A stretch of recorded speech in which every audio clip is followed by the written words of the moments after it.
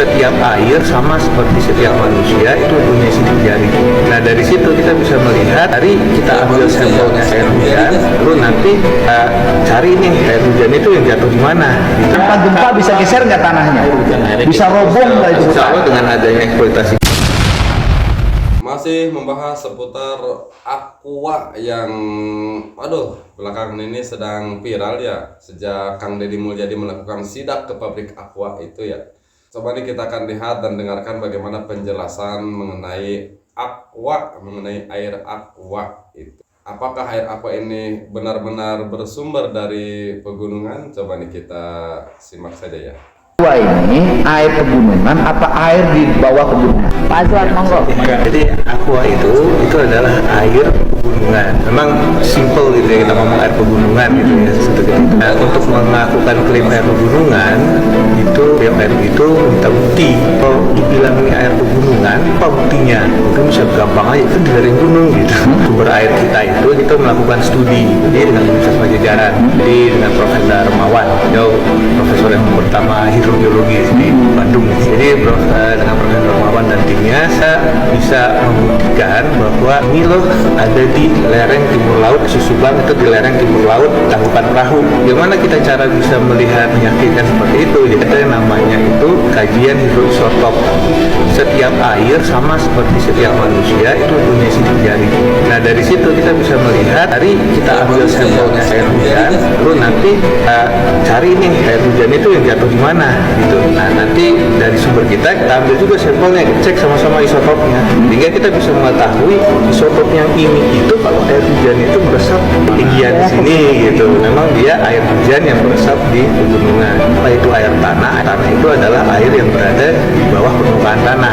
Dari air tanah ini, tapi kalau kita lihat mata air juga sebenarnya keluar dari dalam tanah dia gitu. Mata air itu yang memang sudah terbentuk secara alami. Nah sedangkan di Aqua ini itu kita melakukan pengeboran. Nah di pengeboran inilah kita melakukan pengeboran. Salah satunya dalam pengeboran itu kita bisa meyakinkan part sekelilingnya itu benar-benar bisa diproteksi gitu. Jika kita melakukan pengeboran, kita melakukan pengipaan, nanti melakukan sampai double casing untuk meyakinkan bahwa air yang ada di aquifer yang dangkal yang di atas itu tidak keambil, tidak masuk, karena terus terang ya aquifer yang ada di atas itu sangat rentan terhadap pencemaran gitu. Jadi kita memproteksi jangan sampai nanti mungkin sekarang tidak ada pencemaran tapi bisa jadi kemudian hari kan banyak perubahan tata guna lahan gitu. Jadi itu yang kita coba tahankan dengan standar kualitas dari airnya Aqua sendiri. Nah, jadi sudah jelas ya bahwa air Aqua itu ya air dari pegunungan yang airnya itu mengalir di bawah bumi gitu ya.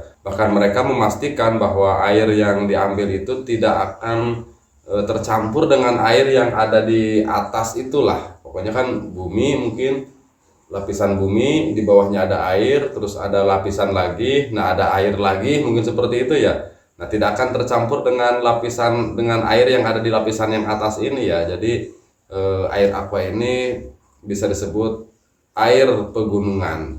Dan tentunya ada hal yang sangat menjadi perhatian Kang Deddy Mulyadi ya terkait dengan dengan pengeboran tersebut ya. Perhatian apakah pengeboran tersebut bisa berdampak kepada alam seperti seperti menjadi berkurangnya air lah untuk kebutuhan warga di tempat situ, atau mungkin khawatiran jika debit air yang diambil itu sangat banyak, bisakah berpengaruh kepada tanah sehingga tanah mengalami pergeseran atau tidak. Nah barangkali inilah yang menjadi fokusnya Kang Deddy Mulyadi gitu ya. Coba kita simak nih videonya. Dengan diambil air itu dari dalam tanah diambil itu menimbulkan pergeseran nggak? Ini bukan faktor gempa dan sebagainya. Tanpa gempa bisa geser nggak tanahnya?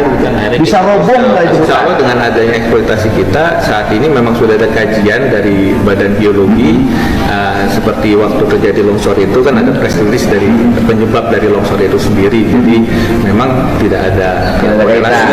Oke, dan hal berikutnya lagi, dengan air diambil, apa dampaknya terhadap sumber-sumber air yang dinikmati oleh masyarakat?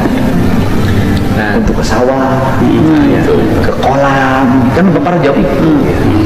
Memang dari sini dengan kajian yang dilakukan bersama Unpad tadi, itu salah satunya kita menghitung neraca air. Jadi neraca air itu berapa sih air hujan yang jatuh, berapa air hujan yang meresap, dan berapa air hujan yang akhirnya mengalir ke sungai dari sini. Nah, yang meresap pun itu akhirnya dia akan ada yang keluar sebagai mata air alami tadi itu sendiri gitu. Nah, dari sini yang memang kita melakukan kajian dan perhitungan, dan waktu itu dibantu juga oleh salah satu dari PUPR gitu ya, tapi waktu itu belum PUPR namanya. Jadi dibantu untuk mengkaji itu selama 1 tahun terkait dengan pengaruh air permukaan. Jadi ada yang namanya debit andalan untuk mengukur, karena air sungai itu kan akan dipakai untuk irigasi dan untuk yang lain-lain gitu.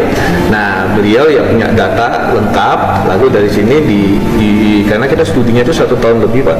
Jadi kita bisa melihat fluktuasinya selama harian, karena kita taruh alat di situ. Jadi secara bulanan itu alhamdulillah dari debit andalan yang 80, debit andalan yang 90 itu masih mencukupi. Dengan pengambilan air bawah tanah dengan jumlah yang sangat tinggi setiap hari, punya efek nggak bagi tersediaan air buat masyarakat sekitar, termasuk juga debit sungai? Kalau sampai saat ini dari data yang neraca kita punya itu tidak ada pengaruhnya, karena masih surplus. Jadi ya, Punya potensi nggak? Nah, jadi sudah jelas ya dari sisi keamanan pergeseran tanah mungkin yang menjadi kekhawatiran sudah terjawab bahwa itu aman lah, tidak akan terjadi pergeseran tanah. Dan yang dari sisi ketersediaan air juga untuk warga tidak akan berpengaruh, karena ya memang beda beda titiknya seperti itu ya. Jadi tidak akan berpengaruh kepada ketersediaan air untuk warga. Jadi ya aman lah. Jadi sudah sangat aman begitu ya. Dan ternyata pihak Aqua sendiri sangat bangga loh memiliki pabrik Aqua di Jawa Barat. Coba kita simak videonya. Sebenarnya bangga banget untuk beroperasi di Jawa Barat. Kalau pabrik kita secara keseluruhan, kita punya bisnis air minum dan juga bisnis nutrisi. Di Jawa Barat itu pabriknya sekarang 9. Jadi Subang merupakan salah satunya. Jadi memang Jawa Barat merupakan sesuatu yang kita banggakan, karena nggak cuma jumlah pabriknya, tapi sebenarnya banyak juga inisiatif kami yang berhubungan dengan pengelolaan lingkungan. Nah, itu dia penjelasannya ya mengenai apa yang dikhawatirkan barangkali oleh Kang Deddy Mulyadi tentang kekhawatiran adanya pergeseran tanah atau kekhawatiran menjadi berkurangnya air untuk kebutuhan warga. Jadi sudah dijawab tadi ya, mudah-mudahan jawaban ini juga bisa menambah pengetahuan kita ya, bahwa ternyata ya air Aqua yang selama ini kita minum itu ya benar-benar ini adalah air yang mengalir dari pegunungan, hanya saja diambilnya ya lewat bawah tanah itu ya, tetap sekalipun lewat bawah tanah itu sesuai dengan penjelasan tadi bahwa air yang diambil ini merupakan air yang mengalir dari pegunungan dan juga tidak akan berdampak kepada kebutuhan air di masyarakat untuk pengairan sawah, untuk pengairan kebutuhan masyarakat di sana, karena air yang diambil oleh pabrik Aqua tersebut adalah air yang ada di kedalaman yang sangat dalam, yaitu 100 meter lebih, barangkali seperti itu ya. Mudah-mudahan tangan ini bermanfaat untuk semua sahabat mata netizen pesenam dua dimanapun berada. Kita tutup dulu. Wallahu huwal muwaffiq ila aqwamit thoriqin. Wassalamualaikum warahmatullahi wabarakatuh. Sampurasun.